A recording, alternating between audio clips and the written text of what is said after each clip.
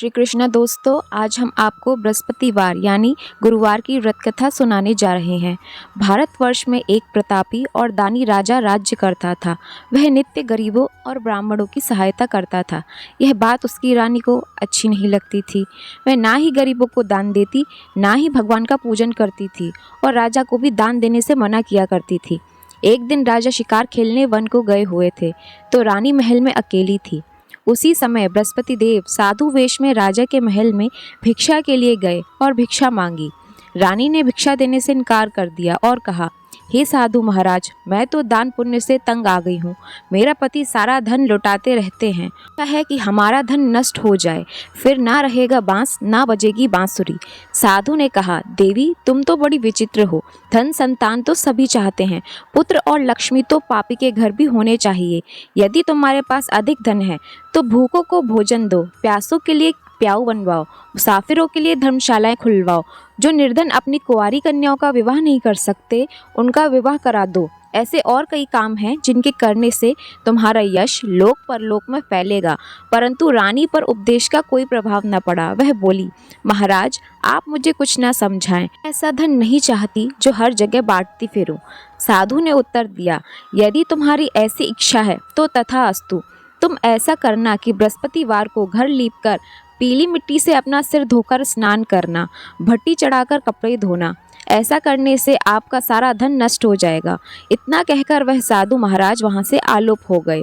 साधु के अनुसार कही बातों को पूरा करते हुए रानी को केवल 3 बृहस्पतिवार ही बीते थे कि उसकी समस्त धन संपत्ति नष्ट हो गई। भोजन के लिए राजा का परिवार तरसने लगा। तब एक दिन राजा ने रानी से बोला कि हे रानी, तुम यहीं रहो, मैं दूसरे देश को जाता हूँ, क्योंकि यहाँ पर सभी लोग मुझे जानते हैं, इसलिए मैं कोई छोटा कार्य नहीं कर सकता। ऐसा कहकर राजा परदेश चला गया। वहाँ वह जंगल से लकड़ी काट कर लाता और शहर में बेचता। इस तरह वह अपना जीवन व्यतीत करने लगा। इधर राजा के परदेश जाते ही रानी और दासी दुखी रहने लगी। एक बार जब रानी और दासी को 7 दिन तक भोजन नहीं मिला तो रानी ने अपनी दासी से कहा, हे दासी, पास ही के नगर में मेरी बहन रहती है, वह बड़ी धनवान है, तू उसके पास जा और कुछ ले आ ताकि थोड़ी बहुत गुसर बसर हो जाए। दासी रानी की बहन के पास गई। उस दिन गुरुवार था। रानी की बहन उसी समय बृहस्पतिवार व्रत की कथा सुन रही थी। दासी ने रानी की बहन को अपनी रानी का संदेश दिया, लेकिन रानी की बहन कुछ बोली नहीं। जब दासी को रानी की बहन से कोई उत्तर नहीं मिला तो वह बहुत दुखी हुई और उसे क्रोध भी आया। दासी ने वापस जाकर रानी को सारी बात बता दी। सुनकर रानी ने अपने भाग्य को कोसा। उधर रानी की बहन ने सोचा कि मेरी बहन की दासी आई थी, परंतु मैं उससे नहीं बोली, इससे वह बहुत दुखी हुई होगी। कथा सुनकर और पूजन समाप्त करके वह अपनी बहन के घर आई और कहने लगी, हे बहन, मैं बृहस्पतिवार का व्रत कर रही थी। तुम्हारी दासी मेरे घर आई थी, परंतु जब तक कथा होती है तब तक ना तो उठते हैं और ना ही बोलते हैं, इसलिए मैं नहीं बोली। कहो दासी, क्यों गई थी? रानी बोली, बहन तुमसे क्या छिपाऊं, हमारे घर में खाने तक को अनाज नहीं था। ऐसा कहते कहते रानी की आंखें भर आईं। उसने दासी समेत पिछले 7 दिनों से भूखे रहने तक की बात अपनी बहन को विस्तार पूर्वक सुना दी। रानी की बहन बोली, देखो बहन, भगवान बृहस्पति देव सबकी मनोकामना को पूर्ण करते हैं। देखो, शायद तुम्हारे घर में अनाज रखा हो। पहले तो रानी को विश्वास नहीं हुआ, पर बहन की आग्रह पर उसने अपनी दासी को अंदर भेजा तो उसे सचमुच अनाज से भरा एक घड़ा मिल गया। यह देखकर दासी को बड़ी हैरानी हुई। दासी रानी से कहने लगी, हे रानी, जब हमको भोजन नहीं मिलता तो हम व्रत ही तो करते हैं, इसलिए क्यों ना इनसे व्रत और कथा की विधि पूछ ली जाए ताकि हम भी व्रत कर सके। तब रानी ने अपनी बहन से बृहस्पतिवार के बारे में पूछा। उसकी बहन ने बताया, बृहस्पतिवार के व्रत में चने की दाल और मुनक्का से विष्णु भगवान का केले की जड़ में पूजन करें तथा दीपक जलाएं। व्रत कथा सुने और पीला भोजन ही करें, इससे बृहस्पति देव प्रसन्न होते हैं। व्रत और पूजन विधि बताकर रानी की बहन अपने घर को लौट आई। 7 दिन के बाद जब गुरुवार आया तो रानी और दासी ने व्रत रखा। घुड़शाल से जाकर चना और गुड़ लेकर आईं। फिर उससे केले की जड़ तथा विष्णु भगवान का पूजन किया। अब पीला भोजन कहाँ से आए, इस बात को लेकर दोनों बहुत दुखी थे। चूंकि उन्होंने व्रत रखा था, इसलिए बृहस्पति देव उनसे प्रसन्न थे। इसलिए वे एक साधारण व्यक्ति का रूप धारण कर 2 थालों में सुंदर पीला भोजन दासी को दे गए।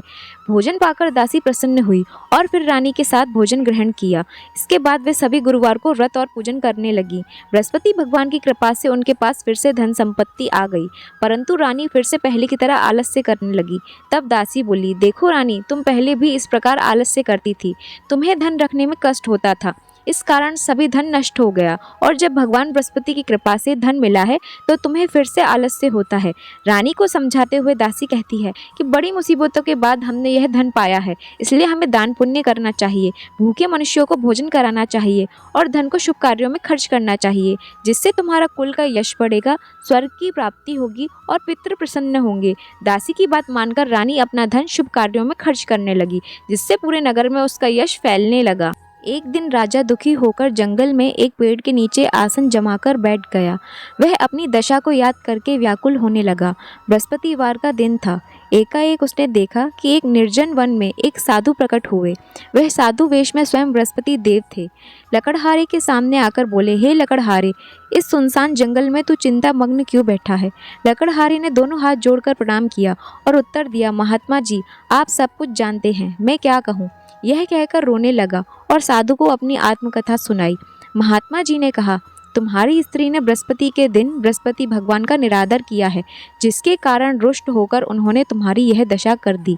अब तुम चिंता को दूर करके मेरे कहने पर चलो तो तुम्हारे सब कष्ट दूर हो जाएंगे और भगवान पहले से भी अधिक संपत्ति देंगे। तुम बृहस्पति के दिन कथा किया करो। 2 पैसे के चने मुनक्का लाकर उसका प्रसाद बनाओ और शुद्ध जल से लोटे में शक्कर मिलाकर अमृत तैयार करो। कथा के पश्चात अपने सारे परिवार और सुनने वाले प्रेमियों में अमृत व प्रसाद बांटकर आप भी ग्रहण करो। ऐसा करने से भगवान तुम्हारी सब मनोकामनाएं पूर्ण करेंगे। साधु ने कहा, हे लकड़हारे, तुम किसी बात की चिंता मत करो। बृहस्पति के दिन तुम रोजाना की तरह लकड़ियां लेकर शहर को जाओ। तुमको रोज से दुगना धन प्राप्त होगा, जिससे तुम भली भांति भोजन कर लोगे तथा बृहस्पति देव की पूजा का सामान भी आ जाएगा। इतना कहकर साधु अंतर्ध्यान हो गए। धीरे धीरे समय व्यतीत होने पर फिर वही बृहस्पतिवार का दिन आया। लकड़हारा जंगल से लकड़ी काटकर किसी शहर में बेचने गया। उसे उस दिन अधिक पैसा मिला। राजा ने चना गुड़ आदि लाकर गुरुवार का व्रत किया। उस दिन से उसके सभी क्लेश दूर हो गए। परंतु जब दोबारा गुरुवार का दिन आया तो बृहस्पतिवार का व्रत करना भूल गया। इस कारण बृहस्पति भगवान नाराज हो गए। उस दिन उस नगर के राजा ने विशाल यज्ञ का आयोजन किया था। शहर में यह घोषणा करा दी गई कि कोई भी मनुष्य अपने घर में भोजन ना बनावे, ना आग जलावे। समस्त जनता मेरे यहाँ भोजन करने आवे।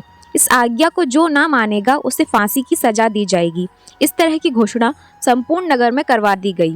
राजा की आज्ञा अनुसार शहर में सभी लोग भोजन करने गए, लेकिन लकड़हारा कुछ देर से पहुंचा, इसलिए राजा उसको अपने साथ घर लेवा ले गए और ले जाकर भोजन करा रहे थे। तो रानी की दृष्टि उस खूंटी पर पड़ी जिस पर उसका हार लटका हुआ था। वह वहां पर दिखाई नहीं दिया। रानी ने निश्चय किया कि मेरा हार इस मनुष्य ने चुरा लिया है। उसी समय सिपाहियों को बुलाकर उसको कारागार में डलवा दिया। जब लकड़हारा कारागार में पड़ गया और बहुत दुखी होकर विचार करने लगा कि ना जाने कौन से पूर्व जन्म के कर्म से मुझे यह दुख प्राप्त हुआ है, और उसी साधु को याद करने लगा जो कि जंगल में मिला था, उसी समय तत्काल बृहस्पति देव साधु के रूप में प्रकट हुए और उसकी दशा को देखकर कहने लगे, अरे मूर्ख, तूने बृहस्पति देव की कथा नहीं करी, इसी कारण तुझे यह दुख प्राप्त हुआ है। अब चिंता मत कर। बृहस्पतिवार के दिन कारागार के दरवाजे पर 4 पैसे पड़े मिलेंगे। उनसे तू बृहस्पति देव की पूजा करना, तेरे सभी कष्ट दूर हो जाएंगे। बृहस्पति के दिन उसे 4 पैसे मिले। लकड़हारे ने कथा कही। उसी रात्रि को बृहस्पति देव ने उस नगर के राजा को स्वप्न में कहा, हे राजा, तूने जिस आदमी को कारागार में बंद कर दिया है वह निर्दोष है, वह राजा है, उसे छोड़ देना। रानी का हार उसी खूंटी पर लटका है। अगर तू ऐसा नहीं करेगा तो मैं तेरे राज्य को नष्ट कर दूंगा। इस तरह रात्रि के स्वप्न को देखकर राजा प्रातःकाल उठा और खूंटी पर हार देखकर लकड़हारे को बुलाकर क्षमा मांगी तथा लकड़हारे को योग्य सुंदर वस्त्र आभूषण देकर विदा कर दिया। बृहस्पति देव की आज्ञा अनुसार लकड़हारा अपने नगर को चल दिया। राजा जब अपने नगर के निकट पहुंचा तो उसे बहुत आश्चर्य हुआ। नगर में पहले से अधिक बाग, तालाब, कुएं तथा धर्मशालाएं, मंदिर आदि बन गई हैं। राजा ने पूछा, यह किसका बाग और धर्मशाला है? तब नगर के सब लोग कहने लगे, यह सब रानी और बांदी के हैं। तो राजा को आश्चर्य हुआ और गुस्सा भी आया। जब रानी ने यह खबर सुनी कि राजा आ रहे हैं तो उन्होंने बांदी से कहा, हे दासी, देख, राजा हमको कितनी बुरी हालत में छोड़ गए थे। हमारी ऐसी हालत देखकर वह लौट ना जाएं, इसलिए तू दरवाजे पर खड़ी हो जा। आज्ञा अनुसार दासी दरवाजे पर खड़ी हो गई। राजा आए तो उन्हें अपने साथ लेवा लाई। तब राजा ने क्रोध करके अपनी रानी से पूछा कि यह धन तुम्हें कैसे प्राप्त हुआ है? तब उन्होंने कहा, हमें यह धन बृहस्पति देव के इस व्रत के प्रभाव से प्राप्त हुआ है। राजा ने निश्चय किया कि 7 रोज बाद तो सभी बृहस्पति देव का पूजन करते हैं, परंतु मैं प्रतिदिन दिन में 3 बार कहानी तथा रोज व्रत किया करूँगा। अब हर समय राजा के दुपट्टे में चने की दाल बंधी रहती तथा दिन में 3 बार कहानी कहता। एक रोज राजा ने विचार किया कि चलो अपनी बहन के यहाँ हो आएं। इस तरह निश्चय कर राजा घोड़े पर सवार हो अपनी बहन के यहाँ को चलने लगा। मार्ग में उसने देखा कि कुछ आदमी एक मुर्दे को लिए जा रहे हैं। उन्हें रोककर राजा कहने लगा, अरे भाइयों, मेरे बृहस्पति देव की कथा सुन लो। वे बोले, लो, हमारा तो आदमी मर गया है, इसको अपनी कथा की पड़ी है। परंतु कुछ आदमी बोले, अच्छा कहो, हम तुम्हारी कथा भी सुनेंगे। राजा ने दाल निकाली और जब कथा आधी हुई तो मुर्दा हिलने लग गया, और जब कथा समाप्त हुई तो राम राम करके मनुष्य उठकर खड़ा हो गया। आगे मार्ग में उसे एक किसान खेत में हल चलाता मिला। राजा ने उसे देख कहा, अरे भैया, तुम मेरी बृहस्पतिवार की कथा सुन लो। किसान बोला, जब तक मैं तेरी कथा सुनूंगा तब तक 4 हरिये जोत लूंगा। जा अपनी कथा किसी और को सुनाना। इस तरह राजा आगे चलने लगा। राजा के हटते ही बैल पछाड़ खाकर गिर गए और किसान के पेट में बड़ी जोर का दर्द होने लगा। उस समय उसकी माँ रोटी लेकर आई। उसने जब यह देखा तो अपने पुत्र से सब हाल पूछा और बेटे ने सभी हाल कह दिया। तो बुढ़िया दौड़ी दौड़ी उस घुड़सवार के पास गई और उससे बोली कि मैं तेरी कथा सुनूंगी, तू अपनी कथा मेरे खेत पर चलकर ही कहना। राजा ने बुढ़िया के खेत पर जाकर कथा कही, जिसके सुनते ही वह बैल खड़े हो गए और किसान के पेट का दर्द भी बंद हो गया। राजा अपनी बहन के घर पहुंचा। बहन ने भाई की खूब मेहमानी की। दूसरे रोज प्रातः काल राजा जगा तो वह देखने लगा कि सब लोग भोजन कर रहे हैं। राजा ने अपनी बहन से कहा, ऐसा कोई मनुष्य है जिसने भोजन नहीं किया हो? मेरी बृहस्पतिवार की कथा सुन ले। बहन बोली, हे भैया, यह देश ऐसा ही है। यहाँ पहले लोग भोजन करते हैं, बाद में अन्य कार्य करते हैं। अगर कोई पड़ोस में हो तो देखकर आती हूँ। वह ऐसा कहकर देखने चली गई, परंतु उसे कोई व्यक्ति नहीं मिला जिसने भोजन ना किया हो। अतः वह एक कुमार के घर गई जिसका लड़का बीमार था। उसे मालूम हुआ कि उसके यहाँ 3 रोज से किसी ने भोजन नहीं किया है। रानी ने अपने भाई की कथा सुनने के लिए कुम्हार से कहा। वह तैयार हो गया। राजा ने जाकर बृहस्पतिवार की कथा कही, जिसको सुनकर उसका लड़का ठीक हो गया। अब तो राजा की प्रशंसा होने लगी।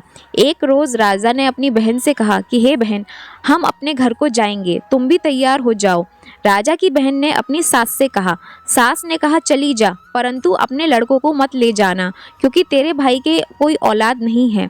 बहन ने अपने भाई से कहा, हे भैया, मैं तो चलूंगी पर कोई बालक नहीं जाएगा। राजा बोला, जब कोई बालक नहीं चलेगा तब तुम भी क्या करोगी?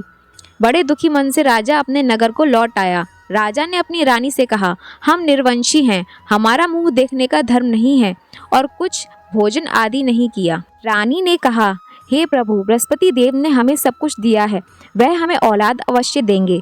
उसी रात को बृहस्पति देव ने राजा को स्वप्न में कहा, हे राजा, उठ, सभी सोच त्याग दे, तेरी रानी गर्भ से है। राजा को यह बात सुनकर बड़ी खुशी हुई। 9वें महीने में उसके गर्भ से एक सुंदर पुत्र पैदा हुआ। तब राजा बोला, हे रानी, स्त्री बिना भोजन के रह सकती है, पर बिना कहे नहीं रह सकती। जब मेरी बहन आवे तुम उससे कुछ मत कहना। रानी ने सुनकर हाँ कर दी। जब राजा की बहन ने यह शुभ समाचार सुना तो वह बहुत खुश हुई तथा बधाई लेकर अपने भाई के यहाँ आई। तभी रानी ने कहा कि घोड़ा चढ़कर तो नहीं आई, गधी चढ़कर आई। राजा की बहन बोली, भाभी, मैं इस प्रकार ना कहती तो तुम्हें औलाद कैसे मिलती? बृहस्पति देव ऐसे ही हैं, जैसी जिसके मन में कामनाएं हैं सभी को पूर्ण करते हैं। जो सद्भावना पूर्वक बृहस्पतिवार का व्रत करता है एवं कथा पढ़ता है अथवा सुनता है, दूसरों को सुनाता है, बृहस्पति देव उसकी सभी मनोकामना पूर्ण करते हैं। भगवान बृहस्पति देव उसकी सदैव रक्षा करते हैं। संसार में जो मनुष्य सद्भावना से भगवान जी का पूजन वचन सच्चे हृदय से करता है, उनकी सभी मनोकामनाएं पूर्ण होती है। जैसी सच्ची भावना से रानी और राजा ने उनकी कथा का गुणगान किया तो उनकी सभी इच्छाएं बृहस्पति देव जी ने पूर्ण की थी। इसलिए पूर्ण कथा सुनने के बाद प्रसाद लेकर जाना चाहिए। हृदय से उसका मनन करते हुए जयकारा बोलना चाहिए। बोलो बृहस्पति देव की जय, भगवान विष्णु की जय।